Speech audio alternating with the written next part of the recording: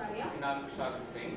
Today we'll be expressing and talking about our project for the science exhibition Cbse project. We are studying in class 9 and studying in Vikas Concept School, and our project title is Harnessing Solar Power by Converting Solar Energy into Storable Methane.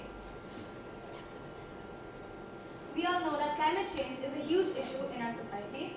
Climate change is an adversity that we all need to face, and the main reason for this is the excessive usage of fossil fuels. For today, fossil fuels make up the majority of the energy source that we get our electricity from. By burning fossil fuels, we are able to obtain electricity, which is then used by us in a manner that is very wasteful.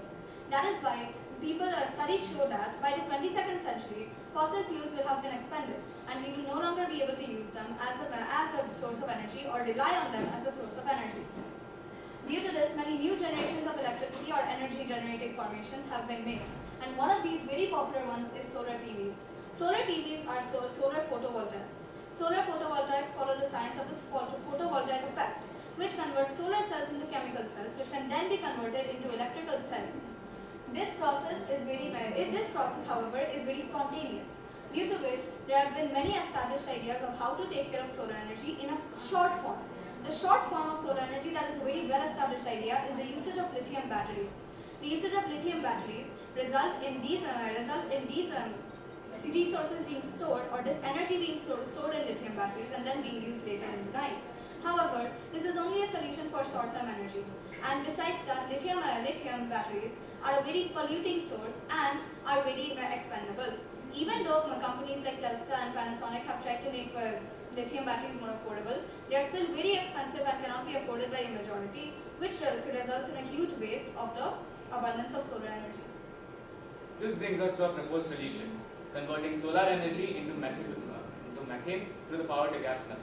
The power to gas method consists of mainly two processes, known as namely electrolysis and methanation. Electrolysis is a process through which hydrogen and oxygen are separated from each other in water by using electricity.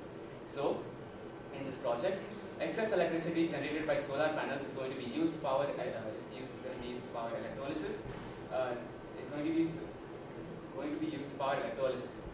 Once electrolysis is done, the hydrogen will be separated from the oxygen, and the hydrogen will be later collected.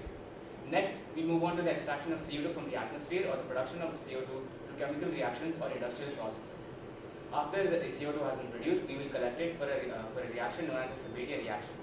In the Cbse reaction, hydrogen and carbon dioxide are used to form biomethane, water and heat.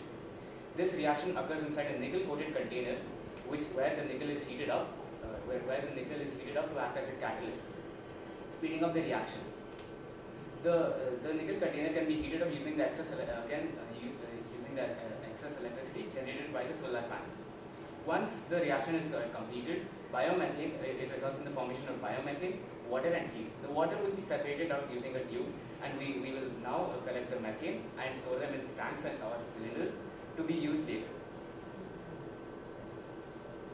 We can see from this that methane can be obtained using a completely biological process which does not involve any non-renewable resources or resources that can cause pollution to the environment. We are using all of the resources that we can get from the atmosphere, and even waste products such as carbon dioxide are being used to fuel this project. Therefore, we can say that this form of producing energy or storing energy in cylinders is very efficient and can be used in many different areas. Namely, an example would be Nordic regions or Antarctic regions.